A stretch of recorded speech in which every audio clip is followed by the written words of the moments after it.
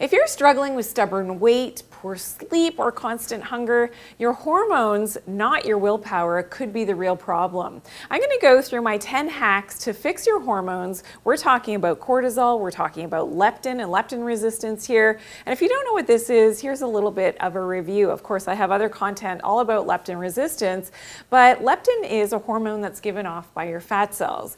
And it is sort of like the master accountant for your body and what's going on with how much food you need to seek out, if you have enough fat on your body to survive. And what happens is leptin resistance, in which when your brain, so the hypothalamus, is always reading those leptin levels. But with leptin resistance, there's inflammation in the system, and the brain, the hypothalamus, can no longer read that leptin signal. So despite the fact that maybe you are a little bit overweight, you've got plenty of leptin that's being released by all of those fat cells, the brain simply is not getting the proper signaling, and that means now that you're always hungry and seeking out more food. And then this can translate into more inflammation, more brain inflammation, and your cortisol levels can also go through the roof and be unbalanced at the wrong time of day. And this can then lend itself into something called pregnenolone-Steele syndrome, in which that high cortisol is going to be preferentially made over some of your other downstream hormones that come from cholesterol to begin with. So it really can become a nightmare with your cortisol and your leptin levels if you don't address the root cause as to why they've become out of balance in the first place. And that's why my 10 tips now are really going to help you to get this under control and to help to regulate that leptin signaling. Okay, tip number 1 is to eat a healthy protein and healthy fat rich breakfast. And ideally you're doing this as the sun is rising and between sunrise and about an hour after sunrise, before the UVA from the sun is apparent in your environment. And that's the best time of day for your circadian biology to actually metabolize that food that you're eating for breakfast, and helps with setting your hormones for the day. Okay, tip number 2 is, in general, just get more natural sunlight exposure. So that full spectrum light from the sun is very different from the light that we have indoors, which tends to be higher in that blue wavelength of light. That full spectrum light from the sun is always giving signals to our mitochondria as to what time of day it is, what season it is, and that sun exposure regulates a lot of our metabolism and our hormones as well, especially that leptin. So when we're always covering up, we're never outdoors under natural light, this will mess up our leptin signaling, and that can then offset our cortisol levels as well. Okay, tip number 3 is to make sure that after the sun has set, it's dark. So it's got to be dark after dark. If you do need to have lights on in your environment, try to make sure that they're closer to the ground, they're not from above, which signifies that the sun is out and will mess up all of your circadian rhythms and your hormone signaling. You also cover up your skin, but also cover up your eyes wearing the blue light blocking glasses. That will help to minimize that blue light coming into your eyes and offsetting your circadian biology.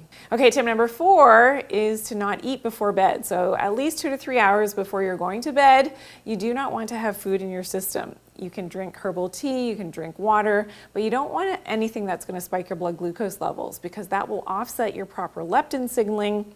Your leptin typically is secreted and maxes out usually around 12 midnight to 1 a.m. So in that window, you need to not have food in your system. If your blood glucose is high, that leptin signaling will not happen appropriately the way that it's supposed to. Okay, tip number 5 is to follow a seasonal diet. So making sure that you're eating foods in season that would grow where you're at, depending on the season, naturally. And these foods will provide the right nutrition, but the right balance of your proteins, carbs, and fats, depending on how much natural sunlight exposure you're getting at the time as well. Okay, tip number 6 is to embrace the cold. So getting that cold exposure is important, especially in the cooler temperatures. And of course, that happens more so in the evenings, in the colder months like the fall and in the winter time.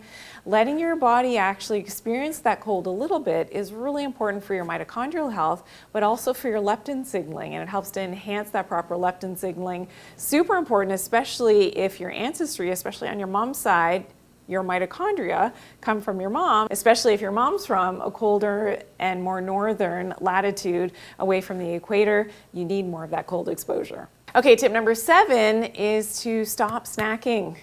So at some point we were told to always snack. It's going to help to keep your metabolism running more efficiently and effectively. We shouldn't be snacking. Again, that's going to offset your proper leptin signaling and your cortisol spikes as well. And your circadian biology is actually adapted to your meal timing. So 2 to 3 good meals per day at around the same time is important. Try not to snack between meals. Okay, tip number 8 is to lower your EMF exposure. Now, I'm talking about the not natural, man-made EMFs. This is important because whether it is your cell phone, your Wi-Fi, your Bluetooth, your headphones, whatever it is that is on electrical signaling, that is not healthy for your physiology, and it really does mess up your leptin signaling, and this is something that you want to avoid as much as possible. And it's really all about distance, so you want to keep your devices as far away from your body as possible.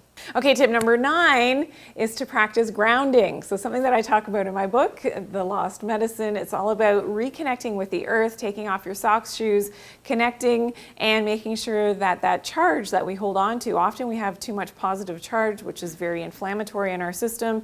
We want to offset that by connecting with the earth's electrons, and that will help to balance out that charge and is very anti-aging at the same time, but also helps to regulate those hormones, especially leptin and your cortisol levels. And tip number 10 is to practice good sleep hygiene. So you've got to have a good night's sleep, a restful night's sleep. This is when your body detoxifies. This is when your body is, secreting these very important hormones like your leptin. Your melatonin is also, of course, released for that good and deep, solid sleep. So it's something that you have to get into a regular rhythm and have that deep sleep, that good sleep hygiene to really help with your cortisol and your leptin signaling. Now, I mentioned about that EMF exposure. I want you to learn more. I have another video, 10 tips to drastically reduce EMF exposure. You're going to learn a lot there, and I'll see you there.